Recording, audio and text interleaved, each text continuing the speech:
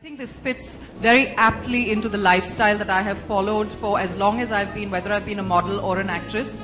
My lifestyle is actually, I've always propagated healthy living, and I honestly believe that that starts with mind, body and soul. So it's not about just being a certain size, but it's also having, a mental attitude that gives you peace of mind and contentment in life, as well as being able to have a body that will take you through any challenges that life might sort of throw your way.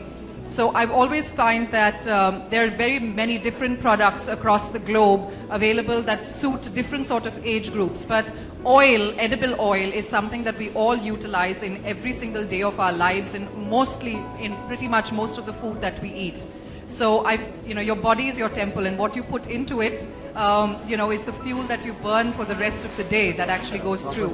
And I think if you have a product that's available to you that gives you so many benefits, if you're reiterating the benefits that rice bran oil provides you, whether it is, anti-cancer properties that it has, or works for me that it slows down the appearance of wrinkles, I'll take that.